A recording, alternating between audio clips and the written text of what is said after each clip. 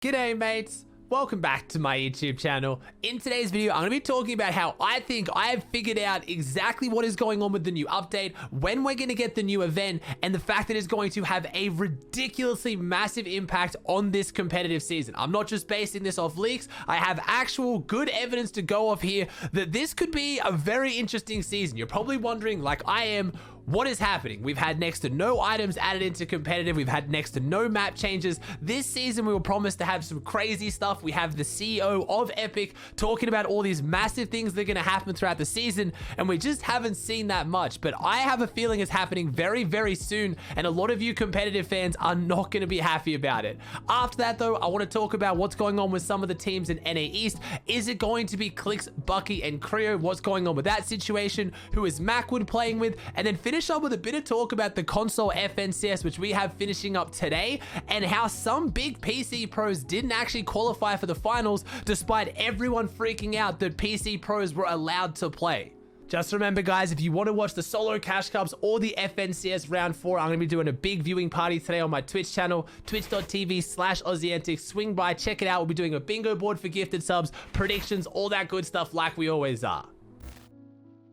Let's kick off with what's going on with this update and why I think the new event is very, very soon. So I'm not going to try and drag this out. Basically, if you look at the FNCS format, which again, not too many people have been talking about, we have FNCS starting in a week's time. Next weekend, we have 1 week on, and then we have a bye week. Now, when I brought this up on stream, everyone said, oh, the bye week is because of Dreamhack. If you look at the dates of Dreamhack, that's not correct. Dreamhack Duos takes place on August 11th and August 12th. But then if you look at the bye week is taking place on August 5th to August 8th. So what is going on August 5th to August 8th that caused them to reschedule the FNCS or delay it by a week for no apparent reason? It has to be this event. Nothing else makes sense. And that's not the only thing I have to go off. If you start to bring all the information we've had in from the leakers about what's happening in this event, it just makes sense. In the past, when we've had FNCS with a bye week, they put the bye week after the qualifiers right before heats, which makes sense. It's a normal time to have a bye week.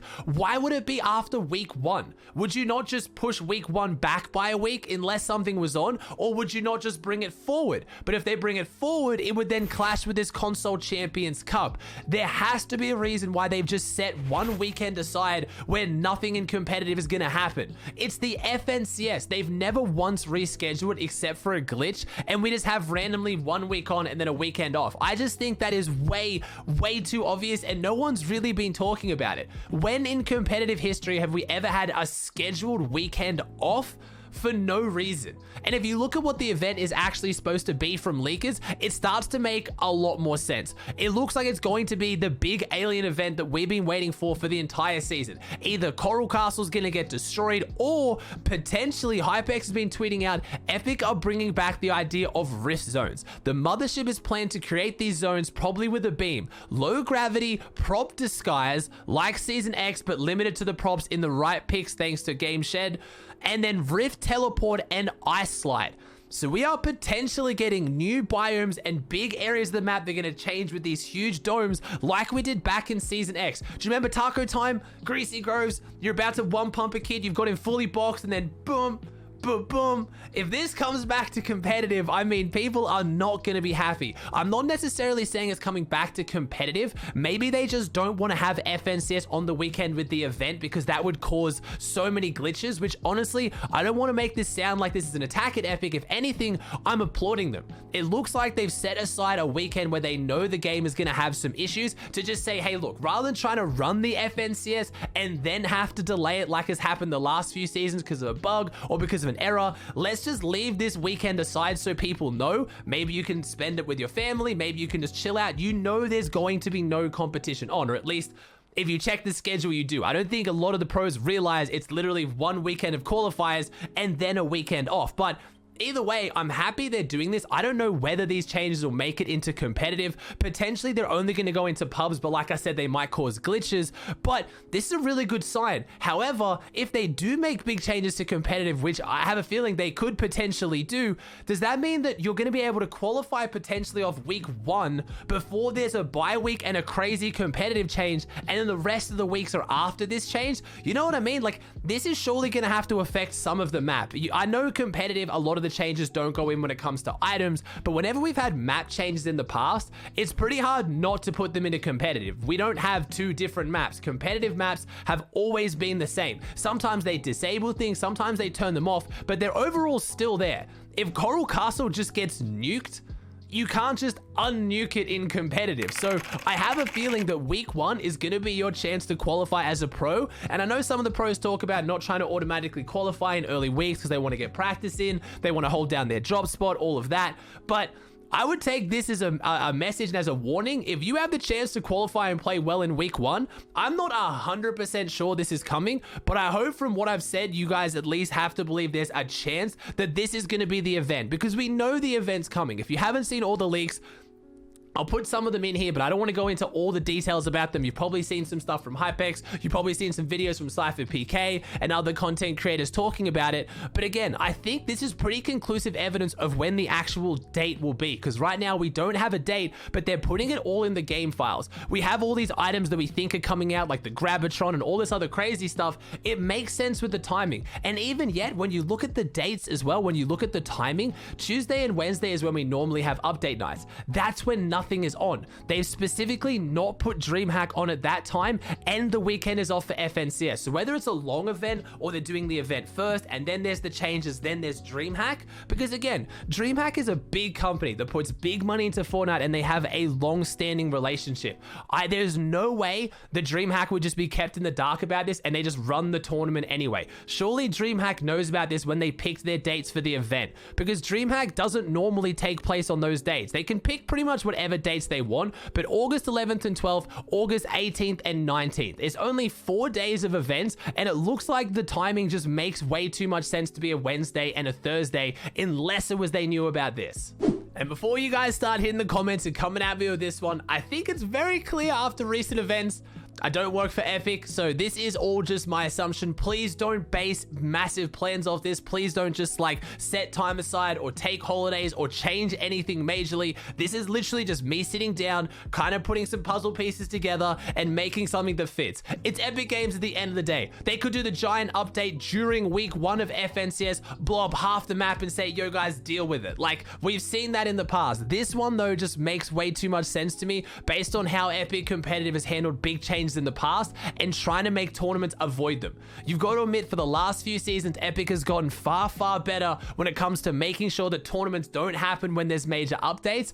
Going back in time, obviously we've got the olden days with like season 7 when a volcano appeared out of the map and ruined half the Liquid Boys drop spots and ruined their entire tournament and chances at hundreds of thousands.